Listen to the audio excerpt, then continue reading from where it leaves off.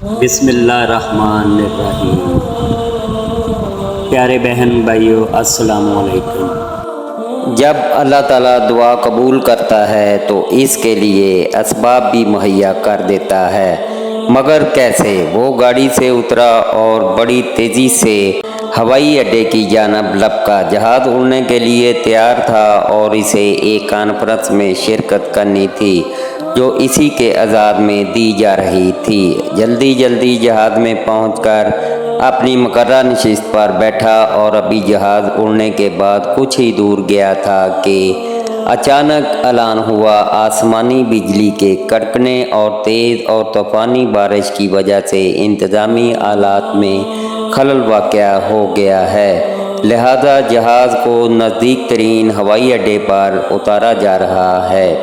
وہ جہاز سے اترتے ہی ہوائی اڈے کے عملے کے منتظم کے پاس پہنچا اور گویا ہوا میں ایک جانا مانا عالم مذہب ڈاکٹر ہوں، میرے لیے میرا ایک ایک منٹ انسانوں کی جانوں کے برابر قیمت رکھتا ہے، اور آپ چاہتے ہیں کہ میں یہاں 14 گھنٹے ہاتھ پر ہاتھ رکھ کر بیٹھا رہوں؟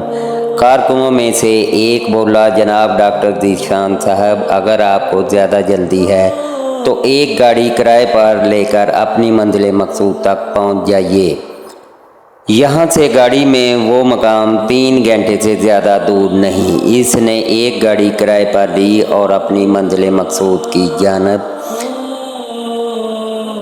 روانہ ہو گیا، لیکن یہاں بھی قسمت کام نہ آئی۔ موسلادھار بارش اور جھکڑ آئی اور وہ سفر جاری نہ رکھ سکا۔ ابھی یہ راہ میں ٹاسمٹویاں مارتے پھر رہے تھے کہ احساس ہوا راستہ گم ہو گیا ہے۔ ناامیدی کے ساتھ آگے چل ہی رہے تھے کہ اچانک ایک چھوٹے سے گھر پر نظر پڑی۔ اس طوفان میں غنیمت جان کر نیچے اترا اور جا کر دروازہ بجا دیا۔ آواز آئی، جو کوئی بھی ہے اندر آ جاؤ۔ دروازہ کھلا ہے۔ اندر ایک بڑھیا زمین پر جانماز بچائے بیٹھی تھی۔ اس نے کہا، ماں جی اجازت ہے میں آپ کا فون استعمال کر لوں؟ بڑھیا مسکرائی اور بولی، بیٹا کون سا فون؟ یہاں تو نہ بجلی ہے نہ فون، لیکن تم بیٹھو، سامنے چائے رکھی ہے، پیالی میں ڈال کر پیو، تھکن دور ہو جائے گی، اور کھانے کو بھی کچھ نہ کچھ رکھا ہوگا، کھا لو تاکہ اگلے سفر کے لیے بدن میں طاقت آئے۔ ڈاکٹر نے بڑھیا کا شکریہ ادا کرتے ہوئے پیالی میں چائے ڈالی اور پینے میں مشغول ہو گیا۔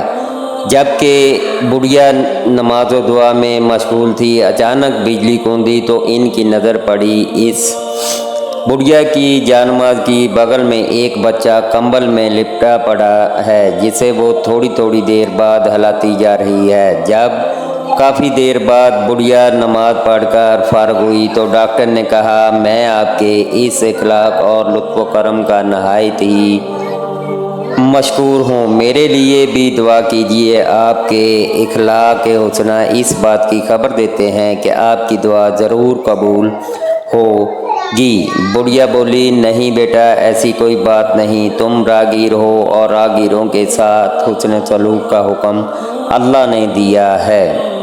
میں نے تمہارے لیے بھی دعا کی ہے، خدا کا شکر ہے کہ اس نے میری ہر دعا سنی ہے، بس ایک دعا کی قبولیت میں شاید ابھی کچھ دیر ہو۔ ڈاکٹر نے پوچھا، کون سی دعا؟ بڑھیا بولی، یہ جو بچہ تمہاری آنکھوں کے سامنے ادموا پڑا ہے میرا پوتا ہے، نہ اس کی ماں زندہ اور نہ ہی باپ، اس بڑھاپے میں اس کی ذمہ داری مجھ پر ہے۔ ڈاکٹر کہتے ہیں اسے کوئی موذی مرض ہے جس کا وہ علاج نہیں کر سکتے، کہتے ہیں ایک ہی ڈاکٹر ہے، بڑا نامی گرامی، نام بتایا تھا اس کا،